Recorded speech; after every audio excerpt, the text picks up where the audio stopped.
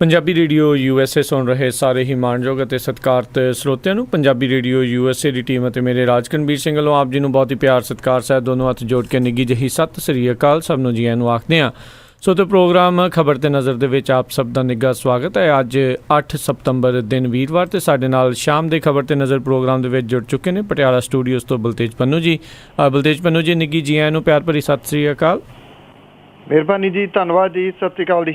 ਸਾਡੇ ਅੱਜ ਦੇ ਪ੍ਰੋਗਰਾਮ ਖਬਰ ਤੇ ਨਜ਼ਰ ਉਸ ਨੂੰ ਸਪਾਂਸਰ ਕਰਦੇ ਨੇ ਖਾਲਸਾ ਇੰਸ਼ੋਰੈਂਸ ਏਜੰਸੀ ਵਾਲੇ, ਜਿਨ੍ਹਾਂ ਦੇ ਕੋਲੋਂ ਤੁਸੀਂ ਹਰ ਇੱਕ ਤਰੀਕੇ ਦੀ ਇੰਸ਼ੋਰੈਂਸ ਕਰਵਾ ਸਕਦੇ ਹੋ। ਇੰਸ਼ੋਰੈਂਸ ਬਾਰੇ ਪਤਾ ਕਰਨ ਲਈ ਤੁਸੀਂ ਇਹਨਾਂ ਨੂੰ ਕਾਲ ਕਰ ਸਕਦੇ ਹੋ। ਇਹਨਾਂ ਦੇ ਆਫਿਸ 408 272 2500 4082722500। ਇਸ ਦੇ ਨਾਲ Subedar Surjit Singh Khangura San Jose, Gurdeep Singh Virdi Clovis, Ishanjit Singh Kaloti Yuba City, Satnam Singh Gill Selma, Surinder Kaur Dhami Ceres, Makhan Singh Mann Wisconsin, Dalbir Singh Gill Live Oak, Billa Sangera San Jose ਅਤੇ ਪ੍ਰਿਤਪਾਲ ਸਿੰਘ ਜੀ ਸੈਨ ਹੋਜ਼ੇ। ਇਹਨਾਂ ਸਾਰਿਆਂ ਦਾ ਬਹੁਤ ਬਹੁਤ ਧੰਨਵਾਦ। ਜੇਕਰ ਤੁਸੀਂ ਜਾਂ ਕੋਈ ਹੋਰ ਕਾਰੋਬਾਰ ਇਸ ਪ੍ਰੋਗਰਾਮ ਨੂੰ ਸਪਾਂਸਰ ਕਰਨਾ ਚਾਹੁੰਦੇ ਹੋ, ਸੰਪਰਕ ਕਰ ਸਕਦੇ ਹੋ ਨੰਬਰ 408 722 7698 4087227698 ਦੇ ਉੱਤੇ। ਬਲਤੇਜ ਪੰਨੂ ਜੀ, ਗੱਲਬਾਤ ਦਾ ਸਿਲਸਿਲਾ ਆਪਾਂ ਸ਼ੁਰੂ ਕਰਦੇ ਹਾਂ। ਪੰਜਾਬ ਦੇ ਵਿੱਚ ਚੋਣਾਂ ਦਾ ਚੱਕਰ ਗਿਣਨ ਲੱਗਾ।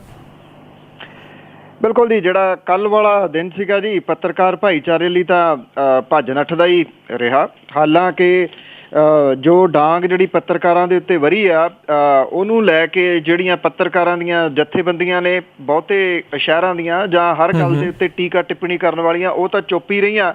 ਪਰ ਇੱਕ ਤੋਂ ਦੂਜੀ ਪ੍ਰੈਸ ਕਾਨਫਰੰਸ ਵੱਲ ਨੂੰ ਜਿਹੜਾ ਸੀਗਾ ਜੀ, ਉਹ ਵਹੀਕਲ ਜ਼ਰੂਰ ਭੱਜਦੇ ਰਹੇ ਔਰ ਇਉਂ ਲੱਗਿਆ ਕਿ ਜਿਵੇਂ ਚੋਣਾਂ ਜਿਹੜੀਆਂ ਨੇ ਉਹ ਬਸ ਮਹੀਨੇ ਖੰਡ ਦੇ ਵਿੱਚ ਹੋਣ। ਜਿਹੋ ਜਿਹਾ ਵਰਤਾਰਾ ਕੱਲ੍ਹ ਦਾ ਸੀਗਾ ਜੀ, ਉਹ ਚਾਹੇ ਨਵਜੋਤ ਸਿੰਘ ਸਿੱਧੂ, ਬੈਂਸ ਭਰਾ ਪ੍ਰਗਟ ਸਿੰਘ ਹੋਰਾਂ ਦਾ ਜਿਹੜਾ ਸੀਗਾ ਜੀ ਆਵਾਜ਼ੇ ਪੰਜਾਬ ਨਵੇਂ ਫਰੰਟ ਦਾ ਆਗਾਜ਼ ਹੋਵੇ ਜੀ। ਹਾਲਾਂਕਿ ਇਹਦੇ ਵਿੱਚ 15 ਦਿਨਾਂ ਦਾ ਸਮਾਂ ਲੈ ਕੇ ਫਿਰ ਚਲੇ ਗਏ ਆ ਨਵਜੋਤ ਸਿੰਘ ਸਿੱਧੂ ਹੋਰੀ। ਦੂਜਾ ਜਿਹੜਾ ਵੱਡਾ ਸੀਗਾ ਜੀ, ਉਹ ਅਰਵਿੰਦ ਕੇਜਰੀਵਾਲ ਹੋਰਾਂ ਦਾ ਆਉਣਾ ਇੱਥੇ ਪੰਜਾਬ ਦੇ ਵਿੱਚ, ਔਰ ਉਹਨਾਂ ਨੇ ਆਪਣੇ ਦੌਰੇ ਦੀ ਜਿਹੜੀ ਦੀ ਸ਼ੁਰੂਆਤ ਕਰਨੀ। ਔਰ ਜਿਹੜਾ ਕਾਂਗਰਸ ਹੈ ਤੇ ਅਕਾਲੀ ਦਲ ਹੈ, ਉਹਦੇ ਵੱਲੋਂ ਅਰਵਿੰਦ ਕੇਜਰੀਵਾਲ ਹੋਰਾਂ ਦੇ ਉੱਤੇ ਜਿਹੜਾ ਜੀ ਧੂਆਂਧਾਰ ਪ੍ਰਚਾਰ ਕਰਨਾ ਉਹਨਾਂ ਦੇ ਖਿਲਾਫ। ਇਹ ਸਾਰੀਆਂ ਗੱਲਾਂ ਜਿਹੜੀਆਂ ਸੀਗੀਆਂ ਜੀ, ਔਰ ਇਹ ਇਉਂ ਜਿਵੇਂ ਮੈਂ ਤੁਹਾਨੂੰ ਦੱਸਿਆ ਕਿ ਲੱਗਦਾ ਰਿਹਾ ਕਿ ਬਸ ਚੋਣਾਂ ਜਿਹੜੀਆਂ ਜੀ ਉਹ ਆਈਆਂ ਕਿ ਆਈਆਂ। ਆਉਣ ਵਾਲੇ ਦਿਨਾਂ ਦੇ ਵਿੱਚ ਜਿਹੜੀ ਇਹ ਸ਼ਬਦੀ ਜੰਗ ਇੱਕ ਦੂਜੇ ਦੇ ਵਿਰੁੱਧ ਸ਼ੁਰੂ ਕੀਤੀ ਆ ਪਾਰਟੀਆਂ ਨੇ ਜੀ, ਉਹ ਕਿਸ ਪਾਸੇ ਵੱਲ ਨੂੰ ਜਾਂਦੀ ਹੈ, ਇਹਦੇ ਵਾਸਤੇ ਤਾਂ ਸਿਰਫ ਜਿਹੜਾ ਦੀ ਉਹ ਇੰਤਜ਼ਾਰ ਹੀ ਕਰਨਾ ਪਊਗਾ। ਪਰ ਇੱਕ ਗੱਲ ਜ਼ਰੂਰ ਹੈ ਕਿ ਇਸ ਸਭ ਕਾਸੇ ਦੇ ਵਿੱਚ ਜੋ ਅੱਜ ਤੱਕ ਜਿਹੜਾ ਦੀ ਉਹ ਲੱਗਦਾ ਹੈ ਕਿ ਜਿਹੜੇ ਅਹਿਮ ਮੁੱਦੇ ਨੇ ਪੰਜਾਬ ਦੇ, ਉਹ ਕਿਤੇ ਨਾ ਕਿਤੇ ਰੋਲ ਦੇਣਗੇ ਜੀ ਇਹ ਲੀਡਰ ਰਲ ਮਿਲ ਕੇ। ਜਿਹੜੇ ਤਰੀਕੇ ਦੇ ਨਾਲ ਸਾਰੇ ਜਿਹੜੇ ਆ ਜੀ ਉਹ ਤੁਰੇ ਹੋਏ ਨੇ, ਜਿਹੜੇ ਅਹਿਮ ਮੁੱਦੇ ਨੇ ਉਹਨਾਂ ਦਾ ਬਹੁਤਾ ਜ਼ਿਆਦਾ ਜ਼ਿਕਰ ਜਿਹੜਾ ਜੀ ਸੱਤਾਧਾਰੀ ਧਿਰ ਨੇ ਤਾਂ ਕੀ ਕਰਨਾ ਹੁੰਦਾ, ਵਿਰੋਧੀ ਧਿਰਾਂ ਨੇ ਵੀ ਜ਼ਿਆਦਾ ਜਿਹੜਾ ਜੀ ਉਹ ਜ਼ਿਕਰ ਨਹੀਂ ਕੀਤਾ। ਇੱਕ ਦੂਜੇ ਨੂੰ ਜੇਲ੍ਹ 'ਚ ਡੱਕ ਦਿਆਂਗੇ, ਉਹ ਕਰ ਦਿਆਂਗੇ, ਆਹ ਕਰ ਦਾਂਗੇ, ਇਹਦੇ ਉੱਤੇ ਹੀ ਬਹੁਤਾ ਜਿਹੜਾ ਸੀਗਾ ਜੀ ਉਹ ਦਾਰੋ ਮਦਾਰ ਸਾਰਿਆਂ ਦਾ ਰਿਹਾ ਜੀ। ਜਿਹੜਾ ਨਵਾਂ ਫਰੰਟ ਸ਼ੁਰੂ ਹੋਇਆ, ਮੁੱਦਿਆਂ ਦੀ ਗੱਲ ਉਹਨਾਂ ਵੀ ਕਿਤੇ ਨਹੀਂ ਛੋਈ ਜੀ। ਜੀ ਜੀ ਜੀ। ਅਤੇ ਕੀ ਲੋਕ ਇਹੋ ਜਿਹੀਆਂ ਚੀਜ਼ਾਂ ਸੁਣਨੀਆਂ ਜ਼ਿਆਦਾ ਪਸੰਦ ਕਰਦੇ ਆ, ਤਾਂ ਇਹੋ ਜਿਹੇ ਨੇਤਾ ਆ ਕੇ ਇਹੋ ਜਿਹੀਆਂ ਗੱਲਾਂ ਕਰਦੇ ਰਹਿੰਦੇ ਨੇ? ਸ਼ਾਇਦ ਜੀ ਲੋਕ ਤਾਂ ਇਗਨੋਰ ਹੀ ਰਹੇ ਨੇ। ਲੋਕਾਂ ਦੀ ਗੱਲ ਤਾਂ ਕਦੀ ਵੀ ਜਿਹੜੀ ਹੈ ਜੀ ਉਹ ਹੋਈ ਨਹੀਂ, ਨਾ ਸਿਆਸੀ ਪਾਰਟੀਆਂ ਨੇ ਜਿਹੜੀ ਆ ਉਹ ਕੀਤੀ ਆ। ਇਹ ਤਾਂ ਇੱਕ ਤਰੀਕਾ ਹੁੰਦਾ ਜੀ ਕਿ ਜਿਹੜਾ ਦੱਸੀ ਕੁਝ ਚੱਲੋ ਤੇ ਕਰੀ ਜਿਹੜਾ ਜੀ ਉਹ ਕੁਝ ਚੱਲੋ। ਅਸਲ ਦੇ ਵਿੱਚ ਜਿਹੜੇ ਮੁੱਦੇ ਦਿਓ ਕੱਦ ਹੋ ਕੇ ਖੜੇ ਹੋ ਗਏ ਨੇ, ਉਹਦਾ ਕਾਰਨ ਹੀ ਇਹ ਹੈ ਜੀ ਕਿ ਇਗਨੋਰ ਕੀਤਾ ਉਹਨਾਂ ਮੁੱਦਿਆਂ ਨੂੰ। ਜਾਣ ਬੁੱਝ ਕੇ ਜਿਹੜੇ ਮੁੱਦੇ ਆ ਜੀ ਉਹ ਵੱਡੇ ਕਰ ਦਿੱਤੇ ਜਾਂਦੇ ਆ। ਜਦੋਂ ਲੋਕ ਕੁਝ ਸਟਕ ਹੋ ਜਾਂਦੇ ਆ, ਫਿਰ ਉਹਦੇ ਤੇ ਸਿਆਸਤ ਹੁੰਦੀ ਹੈ। ਬਿਲਕੁਲ ਬਿਲਕੁਲ ਜੀ। ਅਗਲੀ ਜੇ ਆਪਾਂ ਗੱਲ ਕਰੀਏ, ਦਿੱਲੀ ਹਾਈ ਕੋਰਟ ਦੇ ਵੱਲੋਂ, ਦਿੱਲੀ ਸਰਕਾਰ ਦੇ ਵੱਲੋਂ ਲਾਏ ਗਏ 21 CPS ਚੀਫ ਪਾਰਲੀਮਾਨੀ ਸਕੱਤਰ ਹਟਾਏ ਗਏ।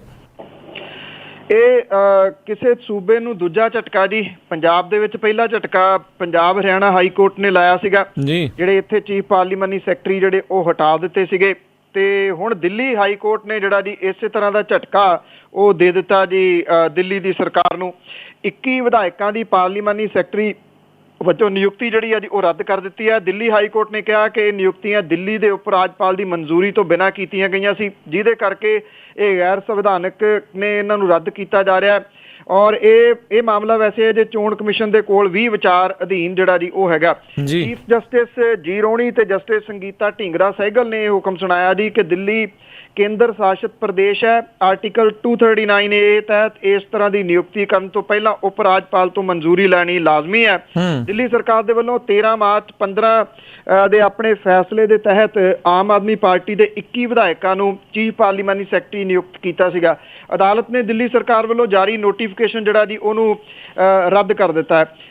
ਜਿਹੜੇ ਪੱਤਰਕਾਰ ਸਾਬਕਾ ਜਰਨੈਲ ਸਿੰਘ, ਅਲਕਾ ਲਾਂਬਾ, ਰਜੇਸ਼ ਗੁਪਤਾ, ਆਦਰਸ਼ ਸ਼ਾਸਤਰੀ, ਇਹ ਸਾਰੇ ਜੀ ਉਹਨਾਂ ਦੇ ਵਿੱਚ ਆਉਂਦੇ ਨੇ 21 ਦੇ ਵਿੱਚ। ਹਾਲਾਂਕਿ ਜਿਹੜੀ ਦਿੱਲੀ ਦੀ ਸਰਕਾਰ ਹੈ ਉਹ ਤਰਕ ਇਹ ਦਿੰਦੀ ਰਹੀ ਆ ਕਿ ਅਸੀਂ ਇਹਨਾਂ ਨੂੰ ਲਾਭ ਵਾਲੇ ਅਹੁਦੇ ਨਹੀਂ ਬਣਾਇਆ, ਨਾ ਇਹਨਾਂ ਨੂੰ ਐਕਸਟਰਾ ਤਨਖਾਹਾਂ ਦਿੱਤੀਆਂ ਜਾ ਰਹੀਆਂ ਨੇ, ਨਾ ਕੋਈ ਵੱਖਰੇ ਤੌਰ ਤੇ ਵਹੀਕਲ ਲੈ ਕੇ ਦਿੱਤੇ ਨੇ, ਨਾ ਇਹਨਾਂ ਨੂੰ ਘਰ ਵਗੈਰਾ ਜਿਹੜੇ ਜੀ ਉਹ ਦਿੱਤੇ ਨੇ। ਅਸੀਂ ਮਿਨਿਸਟਰਾਂ ਦੀ ਮਦਦ ਦੇ ਵਾਸਤੇ ਜਿਹੜਾ ਜੀ ਉਹ ਲਾਇਆ। ਪੰਜਾਬ ਵਾਲਾ ਮਾਮਲਾ ਇਹਦੇ ਤੋਂ ਥੋੜਾ ਜਿਹਾ ਵੱਖਰਾ ਇਸ ਤਰੀਕੇ ਨਾਲ ਸੀਗਾ ਕਿ ਪੰਜਾਬ ਦੇ ਵਿੱਚ ਜਿਹੜੇ ਚੀਫ ਪਾਰਲੀਮਾਨੀ ਸੈਕਟਰੀ ਸੀਗੇ ਉਹਨਾਂ ਨੂੰ ਐਕਸਟਰਾ ਤਨਖਾਹ, ਐਕਸਟਰਾ ਖਰਚੇ, ਗੱਡੀਆਂ, ਘਰ ਜਿਹੜੇ ਕੋਠੀਆਂ ਨੇ ਉਹ ਦਿੱਤੇ ਹੋਏ ਸੀਗੇ ਜੀ। ਜੀ ਅੱਗੇ ਜੇ ਆਪਾਂ ਗੱਲ ਕਰੀਏ ਪੰਨੂ ਜੀ ਵੀ ਹਾਕਮ ਅਤੇ ਵਿਰੋਧੀ ਧਿਰਾਂ ਇੱਕ ਦੂਜੇ ਨੂੰ ਘੇਰਨਗੀਆਂ ਵਿਧਾਨ ਸਭਾ 'ਚ। ਬਿਲਕੁਲ ਜੀ, ਪਿਛਲੇ 9.5 ਸਾਲ ਤੋਂ ਜਿਹੜੀ ਵਿਰੋਧੀ ਧਿਰ ਆ ਜੀ ਉਹ ਫੇਲ ਹੀ ਰਹੀ ਆ ਇਸ ਮਾਮਲੇ ਦੇ ਉੱਤੇ। ਹੁਣ ਉਹਨੂੰ ਲੱਗਦਾ ਹੈ ਕਿ ਪੰਜਾਬ ਵਿਧਾਨ ਸਭਾ ਦਾ ਜਿਹੜਾ ਆਖਰੀ ਸੈਸ਼ਨ ਸ਼ੁਰੂ ਹੋ ਗਿਆ। ਕੱਲ ਤਾਂ ਵੈਸੇ ਜਿਹੜੀਆਂ ਸ਼ਰਧਾਂਜਲੀਆਂ ਦੇ ਕੇ ਚੁੱਕਤਾ ਜਿਵੇਂ ਪਤਾ ਹੀ ਸੀਗਾ, ਕਿਉਂਕਿ ਜਾਣ ਬੁੱਝ ਕੇ ਉਸ ਤਰੀਕੇ ਦੇ ਨਾਲ ਕੀਤਾ ਜਾਂਦਾ ਜੀ। ਸੈਟਰਡੇ ਸੰਡੇ ਆ ਗਿਆ, ਅੱਜ ਦਾ ਦਿਨ ਜਿਹੜਾ ਚੱਲਣਾ 2-3 ਦਿਨ ਜਿਹੜਾ ਜੀ ਫੇਰ ਇਹ ਬੰਦ ਰਹਿਣਾ। ਅਕਾਲੀ ਦਲ ਜਿਹੜਾ ਜੀ ਉਹਦੇ ਵੱਲੋਂ ਭਾਰਤੀ ਜਨਤਾ ਪਾਰਟੀ ਤੇ ਅਕਾਲੀ ਦਲ ਨੇ ਕਾਂਗਰਸ ਦੇ ਵੱਲੋਂ ਜਿਹੜੇ ਮੁੱਦੇ ਉਠਾਏ ਜਾਣੇ ਨੇ ਉਹਦੇ ਉੱਤੇ ਵਿਰੋਧੀ ਧਿਰ ਨੂੰ ਘੇਰਨ ਦੀ ਰਣਨੀਤੀ ਜਿਹੜੀ ਹੈ ਜੀ ਉਹ ਉਲੀਕੀ ਆ। ਮੁੱਖ ਮੰਤਰੀ ਤੇ ਸਦਨ ਦੇ ਨੇਤਾ ਪ੍ਰਕਾਸ਼ ਸਿੰਘ ਬਾਦਲ ਨੇ ਗੱਠਜੋੜ ਪਾਰਟੀਆਂ ਦੇ ਵਿਧਾਇਕਾਂ ਦੀ ਮੀਟਿੰਗ ਦੀ ਪ੍ਰਧਾਨਗੀ ਕੀਤੀ। ਇਸ ਮੀਟਿੰਗ ਦੇ ਦੌਰਾਨ ਬਾਦਲ ਹੋਰਾਂ ਨੇ ਇਸ ਗੱਲ ਦੇ ਉੱਤੇ ਜ਼ੋਰ ਦਿੱਤਾ ਕਿ ਕਾਂਗਰਸ ਵੱਲੋਂ ਉਠਾਏ ਜਾਣ ਵਾਲੇ ਜਿਹੜੇ ਸੰਭਾਵੀ ਮੁੱਦਿਆਂ ਦੇ ਨਸ਼ਿਆਂ ਦੀ ਤਸਕਰੀ, ਕਿਸਾਨ ਖੁਦਕੁਸ਼ੀਆਂ, ਕਾਨੂੰਨ ਵਿਵਸਥਾ ਦਾ ਨਿਘਾਰ, ਬਿਜਲੀ ਤੇ ਜਿਹੜੇ ਸਾਰੇ ਵਿਧਾਇਕ ਜਿਹੜੇ ਨੇ ਉਹ ਤਿਆਰੀ ਕਰਕੇ ਆਉਣ। ਮੁੱਖ ਮੰਤਰੀ ਪ੍ਰਕਾਸ਼ ਸਿੰਘ ਬਾਦਲ ਹੋਰੀ ਖੁਦ ਖੇਤੀਬਾੜੀ ਨਾਲ ਸੰਬੰਧਿਤ ਮਸਲਿਆਂ ਦੇ ਉੱਤੇ ਤਿਆਰੀ ਜਿਹੜੀ ਹੈ ਜੀ ਉਹ ਕਰ ਰਹੇ ਨੇ। ਉਪ ਮੁੱਖ ਮੰਤਰੀ ਸੁਖਬੀਰ ਸਿੰਘ ਬਾਦਲ ਕਾਨੂੰਨ ਵਿਵਸਥਾ, ਬਿਜਲੀ ਖੇਤਰ ਤੇ ਆਉਣ ਵਾਲੇ ਸਵਾਲਾਂ ਦੇ ਜਵਾਬ ਦੇਣ ਦੀ ਤਿਆਰੀ ਦੇ ਵਿੱਚ ਜਿਹੜੇ ਆ ਜੀ ਉਹ ਲੱਗੇ ਹੋਏ ਨੇ। ਅੱਜ ਦਾ ਜਿਹੜਾ ਸੈਸ਼ਨ ਹੈ ਉਹ ਬੜਾ ਅਹਿਮ ਮੰਨਿਆ ਜਿਹੜਾ ਜਾ ਸਕਦਾ ਹੈ। ਵਿਰੋਧੀ ਧਿਰ ਜੇ ਫਲॉप ਹੋ ਕੇ ਨਿਕਲਦੀ ਹੈ ਤੇ ਜਿਹੜਾ ਉਹਦੇ ਉੱਤੇ ਇਲਜ਼ਾਮ ਲੱਗ ਰਿਹਾ, ਲੋਕ ਇਹ ਸਮਝਦੇ ਨੇ ਕਿ ਇਹ ਮਿਲ ਕੇ ਖੇਡੀ ਜਾ ਰਹੀ ਹੈ, ਉਹ ਸਹੀ ਸਾਬਤ ਹੋ ਜੂਗੀ। ਜੇ ਘੇਰਨ ਦੇ ਵਿੱਚ ਜਿਹੜਾ ਜੀ ਉਹ ਸਫਲ ਰਹਿੰਦੀ ਆ ਤਾਂ ਨਿਰਸੰਦੇਹ ਚੁਫੇਰਿਓਂ ਘਿਰੀ ਪਈ ਅਕਾਲੀ ਜਿਹੜੀ ਸਰਕਾਰ ਹੈ, ਅਕਾਲੀ ਭਾਜਪਾ, ਉਹਦੇ ਵਾਸਤੇ ਹੋਰ ਮੁਸੀਬਤ ਦੇ ਦਿਨ ਜਿਹੜੇ ਉਹ ਹੋਣਗੇ। ਕਾਂਗਰਸ ਦੇ ਵੱਲੋਂ 2 ਅਹਿਮ ਮੁੱਦਿਆਂ ਦੇ ਉੱਤੇ ਜਿਹੜਾ ਜੀ ਕੰਮ ਕੀਤਾ ਜਾ ਰਿਹਾ। ਇੱਕ ਤਾਂ ਉਹ ਸੁਖਬੀਰ ਸਿੰਘ ਬਾਦਲ ਹੋਰਾਂ ਨੂੰ ਜਿਹੜਾ ਜੀ ਉਹ ਘੇਰਨਗੇ, ਦੂਜਾ ਭਗਵੰਤ ਮਾਨ ਹੋਰਾਂ ਨੂੰ ਵੀ ਜਿਹੜਾ ਜੀ ਉਹ ਘੇਰਨਗੇ, ਕਿਉਂਕਿ ਆਮ ਆਦਮੀ ਪਾਰਟੀ ਦਾ ਤਾਂ ਕੋਈ ਵਿਧਾਇਕ ਨਹੀਂ ਹੈਗਾ, ਨਾ ਵਿਧਾਨ ਸਭਾ ਦੇ ਮੈਂਬਰ ਨੇ। ਹੁਣ ਇਹ ਨਸ਼ਿਆਂ ਵਾਲਾ ਜਿਹੜਾ ਜੀ ਉਹ ਮੁੱਦਾ, ਇਹਦੇ ਉੱਤੇ ਬਿਕਰਮ ਸਿੰਘ ਮਜੀਠੀਆ ਹੋਰਾਂ ਦੇ ਉੱਤੇ ਵੀ ਕਾਂਗਰਸ ਪਾਰਟੀ ਦੀ ਜਿਹੜੀ ਹੈ ਜੀ ਉਹ ਨਿਗਾਹ ਰਹੂਗੀ। ਔਰ ਡੋਪ ਟੈਸਟ ਵਾਲਾ ਮੁੱਦਾ ਜਿਹੜਾ ਜੀ ਉਹ ਸ਼ਾਇਦ ਵਿਧਾਨ ਸਭਾ ਦੇ ਵਿੱਚ ਅੱਜ ਜ਼ਰੂਰ ਉੱਠੂਗਾ। ਸੋ ਇਹ ਅਹਿਮ ਮੁੱਦੇ ਨੇ ਜੀ ਜਿਨ੍ਹਾਂ ਦੇ ਉੱਤੇ ਅੱਜ ਵਿਧਾਨ ਸਭਾ ਦੇ ਵਿੱਚ ਚੰਗਾ ਹੋ ਹੱਲਾ ਜਿਹੜਾ ਜੀ ਉਹ ਪੈਣ ਦੀ ਉਮੀਦ ਹੈ ਜੀ। ਅੱਗੇ ਆਪਾਂ ਜੇ ਵਧਦੇ ਹਾਂ, ਸਰਹੱਦ ਤੋਂ 125 ਕਰੋੜ ਦੀ ਹੈਰੋਇਨ ਫੜੀ ਗਈ। ਕਈ ਵਾਰੀ ਅੱਗੇ ਵੀ ਗੱਲ ਕੀਤੀ ਹੈ ਜੀ, 25 ਕਰੋੜ ਦੀ ਹੈਰੋਇਨ ਵੀ ਹੁਣ ਛੋਟੀਆਂ ਖਬਰਾਂ ਨੇ, ਇਸ ਕਰਕੇ 125 ਕਰੋੜ ਦੀ ਫੜੀ ਗਈ ਹੈ ਜੀ ਇਹ।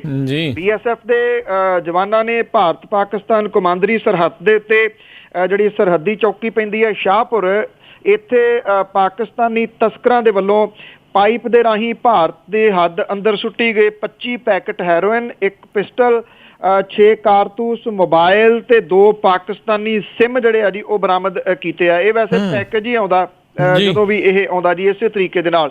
ਇਹ ਫੜੀ ਗਈ ਹੈਰੋਇਨ ਦੀ ਜਿਹੜੀ ਕੀਮਤ ਆ ਅੰਤਰਰਾਸ਼ਟਰੀ ਮੰਡੀ ਦੇ ਵਿੱਚ 125 ਕਰੋੜ ਰੁਪਏ ਜਿਹੜੀ ਆ ਜੀ ਉਹ ਦੱਸੀ ਜਾ ਰਹੀ ਹੈ।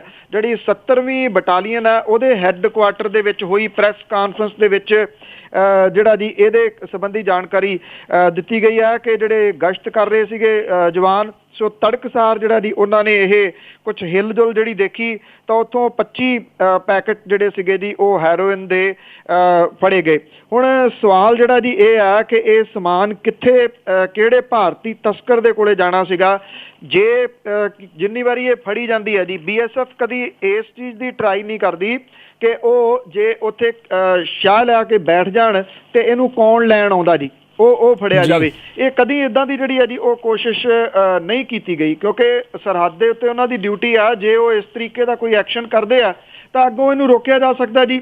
BSF ਆਪਣੀਆਂ ਜਿਹੜੀਆਂ ਜੀ ਉਹ ਫੋਟੋਆਂ ਲਵਾ ਲੈਂਦੇ ਨੇ ਕਿ ਇੰਨੇ ਦੀ ਜਿਹੜੀ ਆ ਜੀ ਉਹ ਫੜੀ ਗਈ ਆ। ਜਾਣੀ ਕਿਹਦੇ ਕੋਲੇ ਸੀਗੀ ਉਹ ਕੁਝ ਵੀ ਜਿਹੜਾ ਜੀ ਉਹਦਾ ਪਤਾ ਨਹੀਂ ਲੱਗਿਆ। ਜਿਹੜੀ 2 ਦਿਨ ਪਹਿਲਾਂ ਜਿਹੜੀ ਹਾਈ ਕੋਰਟ ਆ ਜੀ ਉਹਨੇ ਇਹ ਗੱਲ ਕਹੀ ਆ ਕਿ ਜਿਹੜੇ ਨਸ਼ੇ ਨੇ ਉਹਦੇ ਸਰੋਤ ਕੀ ਨੇ। ਉਹ ਬੇਸ਼ੱਕ ਇਹਦੇ ਨਾਲ ਮਿਲਦਾ ਨਹੀਂਗਾ ਜਿਹੜਾ ਜੀ, ਪਰ ਉਹਨੇ ਇਹ ਕਿਹਾ ਕਿ ਤੁਸੀਂ ਨਸ਼ਾ ਤਸਕਰ ਫੜਿਆ ਇਹ ਨਹੀਂ ਕਦੀ ਵੀ ਲੱਭਦੇ ਕਿ ਉਹਦੇ ਕੋਲੇ ਕਿੱਥੋਂ ਆਉਂਦਾ। ਜੇ ਉਹ ਲੱਭੋ ਤਾਂ ਤੁਸੀਂ ਚੋਰ ਦੀ ਮਾਂ ਤੱਕ ਪਹੁੰਚ ਸਕਦੇ ਹੋ। ਤੇ ਇਸੇ ਤਰੀਕੇ ਦੇ ਨਾਲ ਸਰਹੱਦ ਦੇ ਉੱਤੇ ਫੜੀ ਜਾ ਰਹੀ ਜਿਹੜੀ ਹੈਰੋਇਨ ਹੈ ਜੇ ਉਹਨੂੰ ਲੈਣ ਆਏ ਲੋਕ ਜਿਹੜੇ ਨੇ ਜੀ ਉਹ ਫੜੇ ਜਾਣ ਤਾਂ ਪਤਾ ਲੱਗ ਸਕਦਾ, ਪਰ ਉਹ ਕਦੀ ਵੀ ਏਦਾਂ ਕਰਦੇ ਨਹੀਂਗੇ ਜੀ। ਜੀ ਜੀ ਅੱਗੇ ਵਧਦੇ ਹਾਂ। ਪੰਜਾਬ ਸਰਕਾਰ ਨੇ ਆਦਮਪੁਰ ਹਵਾਈ ਅੱਡੇ ਨੂੰ ਲੀਹ ਤੋਂ ਲਾਇਆ। ਇਹ ਭਾਰਤੀ ਜਨਤਾ ਪਾਰਟੀ ਦੇ ਵਾਸਤੇ ਇੱਕ ਝਟਕਾ ਜਿਹੜਾ ਜੀ ਉਹ ਕਿਹਾ ਜਾ ਸਕਦਾ। ਭਾਜਪਾ ਦੇ ਸੂਬਾ ਪ੍ਰਧਾਨ ਤੇ ਕੇਂਦਰੀ ਰਾਜ ਮੰਤਰੀ ਵਿਜੇ ਸੰਪਲਾ ਦਾ ਸਾਰਾ ਜ਼ੋਰ ਜਿਹੜਾ ਜੀ ਇਸ ਗੱਲ ਦੇ ਉੱਤੇ ਲੱਗਿਆ ਆ ਕਿ ਵਿਧਾਨ ਸਭਾ ਚੋਣਾਂ ਤੋਂ ਪਹਿਲਾਂ ਉਹ ਆਦਮਪੁਰ ਦੇ ਫੌਜੀ ਹਵਾਈ ਅੱਡੇ ਨੂੰ ਘਰੇਲੂ ਉਡਾਣਾਂ ਦੇ ਵਾਸਤੇ ਚਾਲੂ ਕਰਵਾ ਲੈਣਗੇ, ਪਰ ਪੰਜਾਬ ਸਰਕਾਰ ਨੇ ਉਹਨਾਂ ਦੇ ਜਿਹੜੇ ਯਤਨ ਸੀਗੇ ਜੀ ਇਹਨੂੰ ਝਟਕਾ ਦੇ ਦਿੱਤਾ। ਜਿਹੜੀ ਜ਼ਮੀਨ ਸੀਗੀ ਉਹ ਦੇਣ ਤੋਂ ਨਾ ਕਰਤੀ ਹੈ ਜੀ। 1 ਸਾਲ ਤੋਂ ਭਾਜਪਾ ਦੇ ਕੇਂਦਰੀ ਰਾਜ ਮੰਤਰੀ ਵਿਜੇ ਸੰਪਲਾ ਦੇਸ਼ ਦੇ ਰੱਖਿਆ ਮੰਤਰੀ, ਸ਼ਹਿਰੀ ਹਵਾਬਾਜ਼ੀ ਮੰਤਰੀ, ਏਅਰਪੋਰਟ ਅਥਾਰਟੀ ਆਫ ਇੰਡੀਆ ਦੇ ਸੀਨੀਅਰ ਅਧਿਕਾਰੀਆਂ ਨੂੰ ਮਿਲ ਕੇ ਆਦਮਪੁਰ ਹਵਾਈ ਅੱਡੇ ਨੂੰ ਜਿਹੜੀਆਂ ਡੋਮੈਸਟਿਕ ਫਲਾਈਟਸ ਨੇ ਉਹਦੇ ਵਾਸਤੇ ਸਾਰੀਆਂ ਮਨਜ਼ੂਰੀਆਂ ਲੈ ਚੁੱਕੇ ਨੇ। ਏਅਰਪੋਰਟ ਅਥਾਰਟੀ ਦੇ ਵੱਲੋਂ ਆਲੇ ਦੁਆਲੇ ਦੇ ਪਿੰਡਾਂ ਦਾ ਸਰਵੇ ਵੀ ਕੀਤਾ ਗਿਆ। ਡੋਮੈਸਟਿਕ ਫਲਾਈਟ ਲਈ ਨਵਾਂ ਟਰਮੀਨਲ ਬਣਾਉਣ ਵਾਸਤੇ 80 ਏਕੜ ਜ਼ਮੀਨ ਦੀ ਲੋੜ ਹੈ, ਪਰ ਪੰਜਾਬ ਸਰਕਾਰ ਨੇ 80 ਏਕੜ ਜ਼ਮੀਨ ਅਕਵਾਇਰ ਕਰਨ ਤੋਂ ਨਾ ਕਰਤੀ ਹੈ। ਸਰਕਾਰ ਸਿਰਫ 40 ਏਕੜ ਜ਼ਮੀਨ ਦੇਣ ਦੇ ਵਾਸਤੇ ਹਾਮੀ ਜਿਹੜੀ ਹੈ ਜੀ ਉਹ ਭਰ ਰਹੀ ਹੈ। ਭਾਜਪਾ ਦੇ ਮੰਤਰੀ ਮੈਂਬਰ ਪਾਰਲੀਮੈਂਟ ਵਿਜੇ ਸੰਪਲਾ ਨੂੰ ਦੁਆਬਾ ਵਪਾਰੀ ਐਸੋਸੀਏਸ਼ਨ ਨੇ ਵੀ ਜ਼ੋਰ ਪਾਇਆ ਸੀਗਾ ਕਿ ਆਦਮਪੁਰ ਹਵਾਈ ਅੱਡੇ ਨੂੰ ਡੋਮੈਸਟਿਕ ਦੇ ਵਾਸਤੇ ਖੋਲ੍ਹਿਆ ਜਾਵੇ ਤਾਂ ਕਿ ਜਿਹੜੇ ਬਿਜ਼ਨਸਮੈਨ ਨੇ ਉਹ ਦਿੱਲੀ ਤੇ ਬਾਕੀ ਥਾਵਾਂ ਦੇ ਉੱਤੇ ਇੱਥੋਂ ਜਿਹੜਾ ਜੀ ਹਵਾਈ ਸਰਵਿਸ ਦੇ ਰਾਹੀਂ ਜਿਹੜਾ ਉਹ ਜਾ ਸਕਣ। ਹਵਾਈ ਅੱਡੇ ਲਈ ਮਨਜ਼ੂਰੀ ਮਿਲਣ ਤੋਂ ਬਾਅਦ ਹਵਾਈ ਕੰਪਨੀਆਂ ਨੇ ਵੀ ਉਹਨਾਂ ਨੂੰ ਹਾਂ ਜਿਹੜੀ ਆ ਉਹ ਕਰ ਦਿੱਤੀ ਸੀਗੀ। ਪੰਜਾਬ ਸਰਕਾਰ ਤੋਂ ਜ਼ਮੀਨ ਮਿਲਣ ਦੀ ਆਸ ਸੀਗੀ, ਪਰ ਜਿਵੇਂ ਪੰਜਾਬ ਸਰਕਾਰ ਨੇ ਜਵਾਬ ਦੇ ਦਿੱਤਾ ਜੀ ਇਹ ਕਿਸਮ ਦੇ ਨਾਲ ਜਿਹੜਾ ਰਨਵੇ ਆ ਉਹਨੂੰ ਲੀਹੋਂ ਲਾ ਦਿੱਤਾ ਹੈ। ਔਰ ਭਾਰਤੀ ਜਨਤਾ ਪਾਰਟੀ ਉਮੀਦ ਹੈ ਬਾਕੀ ਝਟਕਿਆਂ ਦੇ ਵਾਂਗੂ ਇਹਨੂੰ ਵੀ ਸਹਿ ਲੂਗੀ ਕਿਉਂਕਿ 10 ਸਾਲ ਹੋ ਗਏ ਨੇ, ਇੰਨੇ ਚ ਤਾਂ ਐਕਸਪੀਰੀਅੰਸ ਹੀ ਹੋ ਜਾਂਦਾ ਝਟਕੇ ਸਹਿਣ ਦਾ। ਜੀ ਤੇ ਵੈਸੇ ਜੇ ਬਣ ਵੀ ਜਾਂਦਾ ਅੱਗੇ ਬਥੇਰੇ ਚਿੱਟੇ ਹਾਥੀ ਹਵਾਈ ਅੱਡੇ ਨੇ, ਇਹਦਾ ਵੀ ਕੀ ਕਰਨਾ ਸੀ? ਬਿਲਕੁਲ ਜੀ, ਇਹ ਦੂਸਰਾ ਸਵਾਲ ਹੈ ਕਿ ਚੱਲ ਸਕਦਾ ਜੀ। ਦੇਖੋ ਇਹ ਤਾਂ ਵੱਡੀਆਂ ਖਬਰਾਂ ਇੱਥੋਂ ਇੱਕ ਭੁੰਡੀ ਜੀ ਲਾਈ ਆ ਆਪਣੇ ਲੁਧਿਆਣੇ ਤੋਂ ਜੀ 8 ਸੀਟਾਂ ਵਾਲੀ। ਉਹਦੇ ਚ 2 ਸੀਟਾਂ ਤਾਂ ਇਕਨੋਮੀ ਦੀਆਂ ਨੇ ਜੀ, 6 ਜਿਹੜੀਆਂ ਉਹ ਬਿਜ਼ਨਸ ਕਲਾਸ ਨੇ। ਉਹ ਕਿੰਨੇ ਕੁ ਦਿਨ ਚੱਲਣੀ ਹੈ ਜੀ ਤੁਸੀਂ ਦੇਖਣਾ, ਚੋਣ ਜ਼ਾਬਤੇ ਤੋਂ ਬਾਅਦ ਉਹ ਲੱਭਣੀ ਨਹੀਂ ਕਿਸੇ ਪਾਸੇ। ਉਹ ਇੱਕ ਹੋਰ ਜਿਹੜਾ ਜੀ ਉਹਨੂੰ ਸਾਂਭ ਸੰਭਾਲ ਦਾ ਜਿਹੜਾ ਹੈ ਜੀ ਉਹ ਖਰਚਾ ਪਾ ਕੇ ਪੰਜਾਬ ਦੇ ਸਿਰ ਮੜ ਦਿੱਤਾ ਜਾਊਗਾ। ਇਹ ਸਵਾਲ ਤੁਹਾਡਾ ਠੀਕ ਹੈ ਜੀ। ਜੀ ਅਗਲੀ ਜੇ ਆਪਾਂ ਗੱਲ ਕਰੀਏ ਨਰਮੇ ਦੀ ਚੰਗੀ ਹੋ ਰਹੀ ਫਸਲ ਤੋਂ ਕਿਸਾਨ ਆਸਵਾਨ। ਦੇਖੋ ਜੀ ਇਹ ਮਾਲਵਾ ਪੱਟੀ ਦੇ ਵਿੱਚ ਪਹਿਲੀ ਵਾਰੀ ਨਰਮੇ ਦੀ ਜਿਹੜੀ ਅਗੇਤੀ ਫਸਲ ਦਾ ਭਾਅ ਪੱਖੋਂ ਜਿਹੜਾ ਜੀ ਉਹ ਰਿਕਾਰਡ ਕਾਇਮ ਹੋ ਰਿਹਾ। ਇਸੇ ਤਰੀਕੇ ਨਾਲ ਮੌਸਮ ਜਿਹੜਾ ਜੀ ਉਹ ਸਾਥ ਦੇਵੇ। ਮਾਨਸਾ ਦੀ ਜਿਹੜੀ ਕਪਾਹ ਮੰਡੀ ਆ ਉਹਦੇ ਵਿੱਚ ਨਰਮੇ ਦੀ ਕੀਮਤ 5300 ਰੁਪਏ ਜਿਹੜਾ ਜੀ ਉਹ ਕ੍ਰੋਸ ਕਰ ਗਈ ਔਰ ਹੁਣ ਤੱਕ ਦਾ ਸਭ ਤੋਂ ਵੱਧ ਭਾਅ ਜਿਹੜਾ ਜੀ ਉਹ ਮੰਨਿਆ ਜਾ ਰਿਹਾ।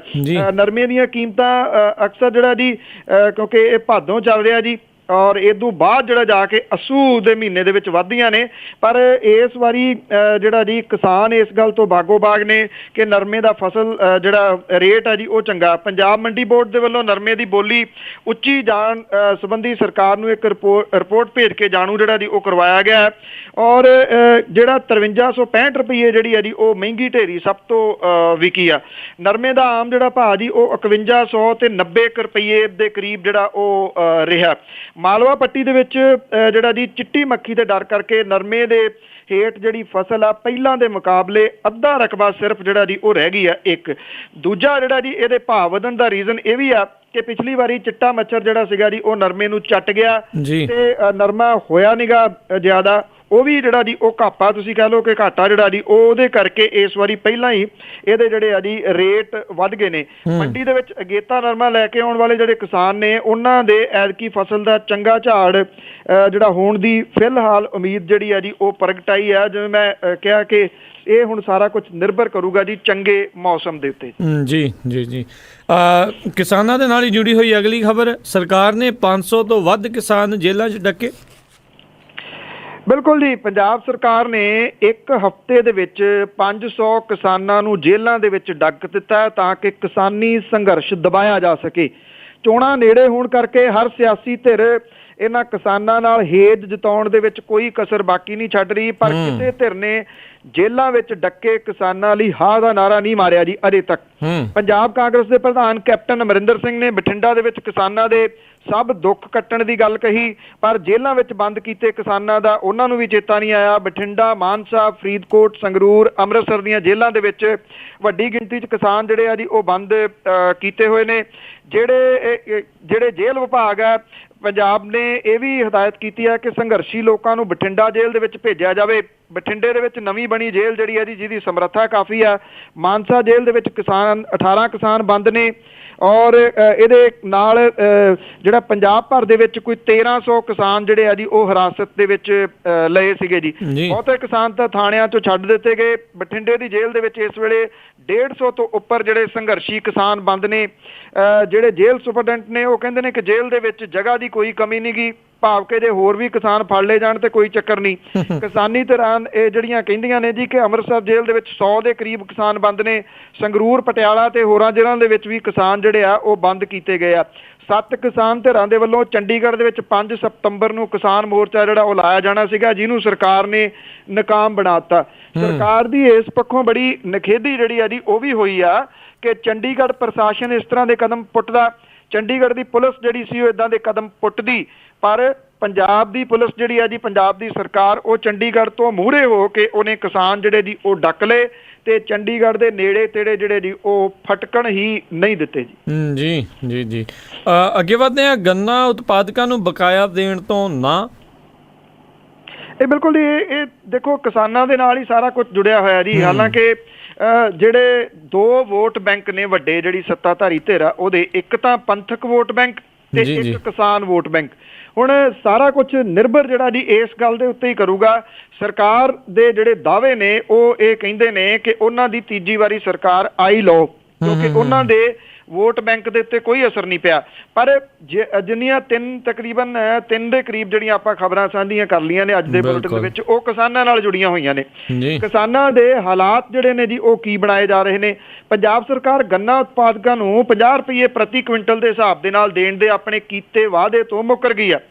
ਸੂਬਾ ਸਰਕਾਰ ਦੇ ਵੱਲ ਕਿਸਾਨਾਂ ਦੇ 113 ਕਰੋੜ ਰੁਪਏ ਫਸੇ ਹੋਏ ਆ ਔਰ ਸਰਕਾਰ ਨੇ ਇਹ ਪੈਸੇ ਖੰਡ ਮਿੱਲਾਂ ਵੱਲੋਂ ਕਿਸਾਨਾਂ ਨੂੰ ਦੇਣ ਦੇ ਹੁਕਮ ਚਾੜ ਦਿੱਤੇ ਨੇ। ਸਰਕਾਰ ਦੇ ਵੱਲੋਂ ਜਾਰੀ ਕੀਤੇ ਗਏ ਚਿੱਠੀ ਦੇ ਵਿੱਚ ਖੰਡ ਮਿੱਲਾਂ ਨੂੰ ਇਹ ਵਾਰਨਿੰਗ ਦਿੱਤੀ ਗਈ ਆ ਕਿ ਜੇ ਉਹਨਾਂ ਨੇ 10 ਸਤੰਬਰ ਤੱਕ ਕਿਸਾਨਾਂ ਨੂੰ ਬਣਦੀ ਰਕਮ ਦਾ ਭੁਗਤਾਨ ਨਾ ਕੀਤਾ ਤੇ ਉਹਨਾਂ ਦੇ ਵਿਰੁੱਧ ਜਿਹੜੀ ਹੈ ਜੀ ਕਾਰਵਾਈ ਕੀਤੀ ਜਾਊਗੀ। ਉਧਰ ਖੰਡ ਮਿੱਲਾਂ ਨੇ ਕਿਸਾਨਾਂ ਨੂੰ ਇਹ ਪੈਸੇ ਦੇਣ ਤੋਂ ਹੱਥ ਖੜੇ ਕਰਤੇ ਆ ਜੀ। ਗੰਨੇ ਦਾ ਰੇਟ 295 ਰੁਪਏ ਪ੍ਰਤੀ ਕੁਇੰਟਲ ਮਿੱਥਿਆ ਗਿਆ ਸੀਗਾ, ਪਰ ਖੰਡ ਮਿੱਲਾਂ ਨੇ 245 ਰੁਪਏ ਦੇ ਹਿਸਾਬ ਦੇ ਨਾਲ ਕਿਸਾਨਾਂ ਨੂੰ ਪੈਸੇ ਦਿੱਤੇ। ਕਿਸਾਨਾਂ ਨੇ ਪਿਛਲੇ ਸਾਲ ਵੱਡੇ ਪੱਧਰ ਦੇ ਉੱਤੇ ਸੰਘਰਸ਼ ਕੀਤਾ ਸੀਗਾ।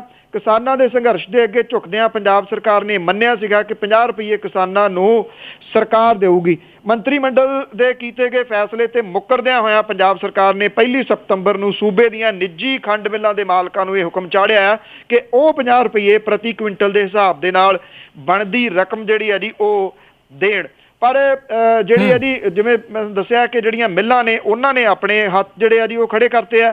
ਸੂਬੇ ਦੇ ਗੰਨਾ ਕਮਿਸ਼ਨਰ ਦੇ ਵੱਲੋਂ ਇਹ ਜਿਹੜੀ ਚਿੱਠੀ ਆ ਇਹ ਪ੍ਰੋਜੈਕਟ ਆਫਿਸਰ ਜਿਹੜੇ ਗੰਨਾ ਜਲੰਧਰ ਤੇ ਸਹਾਇਕ ਗੰਨਾ ਵਿਕਾਸ ਅਫਸਰ ਨੂੰ ਵੀ ਜਿਹੜੀ ਹੈ ਜੀ ਉਹ ਭੇਜੀ ਗਈ ਆ। ਇਹਦੇ ਵਿੱਚ ਬੜਾ ਸਪਸ਼ਟ ਲਿਖਿਆ ਹੋਇਆ ਕਿ ਖੰਡ ਮਿੱਲ ਮਾਲਕਾਂ ਦੇ ਨਾਲ ਇਹ ਸਮਝੌਤਾ ਹੋਇਆ ਸੀਗਾ ਕਿ ਗੰਨੇ ਦੀ ਪੜਾਈ ਦਾ ਸੀਜ਼ਨ 31 ਅਕਤੂਬਰ ਤੋਂ ਲੈ ਕੇ 30 ਜੂਨ ਤੱਕ ਰਹਿੰਦਾ ਹੈ।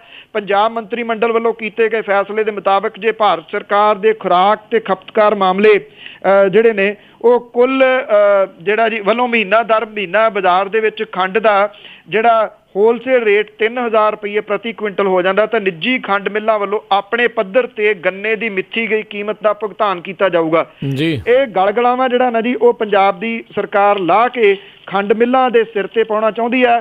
ਖੰਡ ਮਿੱਲਾਂ ਵਾਲੇ ਅੱਗੋਂ ਜਿਹੜਾ ਜੀ ਉਹ ਅੱਖਾਂ ਦਿਖਾ ਰਹੇ ਆ ਕਿ ਅਸੀਂ ਪੈਸਾ ਜਿਹੜਾ ਜੀ ਉਹ ਨਹੀਂ ਦੇਵਾਂਗੇ, ਕਿਉਂਕਿ ਪੈਸਾ ਸਿਰਫ ਤੁਹਾਨੂੰ ਪਤਾ ਚੋਣਾਂ ਦੇ ਵਾਸਤੇ ਵੀ ਇਹਨਾਂ ਨੇ ਲੈਣਾ। ਸੋ ਇਹ ਕਿਸਮ ਦੇ ਨਾਲ ਜਿਹੜਾ ਜੀ ਉਲਝਾ ਦਿੱਤਾ ਗਿਆ ਕਿਸਾਨਾਂ ਨੂੰ, ਔਰ ਸ਼ਾਇਦ ਇਸ ਕਰਕੇ ਕਿ ਜੇ ਕੋਈ ਐਜੀਟੇਸ਼ਨ ਸ਼ੁਰੂ ਕਰੂਗਾ ਤੇ ਫਿਰ ਉਹਦੇ ਵਾਸਤੇ ਇਦੋਂ ਪਹਿਲਾਂ ਜਿਹੜੀ ਖਬਰ ਆਪਾਂ ਦਿੱਤੀ ਹੈ ਜੀ ਉਹ ਦੱਸਦਾ ਜੀ। ਜੀ ਜੀ ਜੀ ਬਿਲਕੁਲ।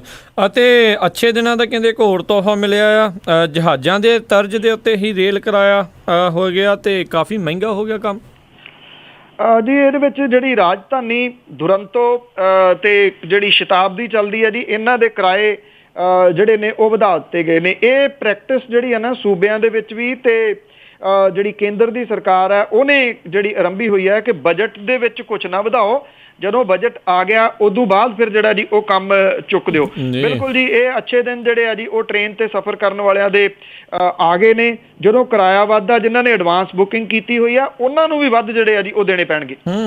ਜੀ ਜੀ ਜੀ, ਕੋਈ ਤਾਂ ਕੋਈ ਬਚਾ ਨਹੀਂ। ਤੇ ਧੰਨਵਾਦ ਕਰਦੇ ਹਾਂ ਤੁਸੀਂ ਇਹਨਾਂ ਖਬਰਾਂ ਬਾਰੇ ਸਾਨੂੰ ਜਾਣਕਾਰੀ ਦਿੱਤੀ। ਤੇ ਜਾਣ ਤੋਂ ਪਹਿਲਾਂ ਅੱਜ ਨਵਾਂ ਕਿ ਬਚਣ ਔਖਾ ਪੰਜਾਬ ਦੇ ਵਾਸੀਆਂ ਲਈ ਲੱਗੀ ਛਿੰਝ ਕਸੂਤੀ ਜਿਹੀ ਪੈਣ ਮੀਆਂ। ਬਚਣ ਔਖਾ ਪੰਜਾਬ ਦੇ ਵਾਸੀਆਂ ਲਈ ਲੱਗੀ ਛਿੰਝ ਕਸੂਤੀ ਜਿਹੀ ਪੈਣ ਮੀਆਂ, ਡਾਢੀ ਲੱਗਦੀ ਹੈ ਟੀਮ ਅਕਾਲੀਆਂ ਦੀ, ਨਾਲ ਆਉਂਦੀ ਹੈ ਭਾਜਪਾ ਭੈਣ ਮੀਆਂ ਜੀ। ਕਾਂਗਰਸ ਖੜੀ ਕਪਤਾਨ ਦੇ ਲੱਗ ਪਿੱਛੇ, ਉਹਦੇ ਨਾਲ ਵੀ ਕਈ ਲਫਟੈਣ ਮੀਆਂ, ਛੋਟੇਪੁਰ ਹੈ ਨਿਕਲ ਪਿਆ ਜੋੜ ਭੀੜਾ, ਲੋਕਾਂ ਕੋਲੋਂ ਕੋਈ ਫੈਸਲਾ ਲੈਣ ਮੀਆਂ। ਕਸਰ ਕੱਢਣ ਨੂੰ ਪੁੱਜਾ ਨਵਜੋਤ ਸਿੱਧੂ, ਰਿਹਾ ਸ਼ੋਸ਼ਿਆਂ ਦੀ ਲੜੀ ਛੱਡ ਮੀਆਂ। ਕਸਰ ਕੱਢਣ ਨੂੰ ਪੁੱਜਾ ਨਵਜੋਤ ਸਿੱਧੂ, ਰਿਹਾ ਸ਼ੋਸ਼ਿਆਂ ਦੀ ਲੜੀ ਛੱਡ ਮੀਆਂ। ਘੌੜ ਦੌੜ ਜਿਹੀ ਜਾਪਦੀ ਹੋਈ ਜਾਵੇ, ਲੋਕੀ ਵੇਖ ਰਹੇ ਅੱਖਾਂ ਨੂੰ ਟੱਡ ਮੀਆਂ। ਜੀ ਜੀ ਜੀ, ਬਹੁਤ ਬਹੁਤ ਧੰਨਵਾਦ ਬਲਤੇਜ ਪੰਨੂ ਜੀ, ਤੁਸੀਂ ਸਾਡੇ ਨਾਲ ਜੁੜੇ ਇਹਨਾਂ ਖਬਰਾਂ ਬਾਰੇ ਸਾਨੂੰ ਵਿਸਤਾਰ 'ਚ ਜਾਣਕਾਰੀਆਂ ਦਿੱਤੀਆਂ। ਅਗਲੇ ਬੁਲਟਨ ਤੱਕ ਲਈ ਤੁਹਾਡਾ ਬਹੁਤ ਬਹੁਤ ਧੰਨਵਾਦ, ਮਿਹਰਬਾਨੀ, ਸਤਿ ਸ੍ਰੀ ਅਕਾਲ। ਬਹੁਤ ਮਿਹਰਬਾਨੀ ਜੀ, ਧੰਨਵਾਦ ਜੀ, ਸਤਿ ਸ੍ਰੀ ਅਕਾਲ। ਤੇ ਸਰੋਤਿਓ, ਇੱਥੇ ਹੀ ਸਾਡਾ ਅੱਜ ਦਾ ਇਹ ਪ੍ਰੋਗਰਾਮ ਖਬਰ ਤੇ ਨਜ਼ਰ ਉਹ ਵੀ ਹੁਣ ਸਮਾਪਤ ਹੁੰਦਾ ਹੈ। ਹੁਣ ਮੈਨੂੰ ਰਾਜਕਰਨਵੀਰ ਸਿੰਘ ਨੂੰ ਵੀ ਇਜਾਜ਼ਤ ਦਿਓ। ਮੇਰੇ ਵੱਲੋਂ ਵੀ ਆਪ ਸਭ ਨੂੰ ਬਹੁਤ ਪਿਆਰ ਸਤਿਕਾਰ ਸਹਿਤ ਦੋਨੋਂ ਹੱਥ ਜੋੜ ਕੇ ਨਿੱਘੀ ਜਿਹੀ ਸਤਿ ਸ੍ਰੀ ਅਕਾਲ। ਜਿਉਂਦੇ ਵਾਸਤੇ ਰਹੋ, ਹੱਸਦੇ ਖੇਲਦੇ ਰਹੋ ਤੇ ਸੁਣਦੇ ਰਹੋ ਪੰਜਾਬੀ ਰੇਡੀਓ USA।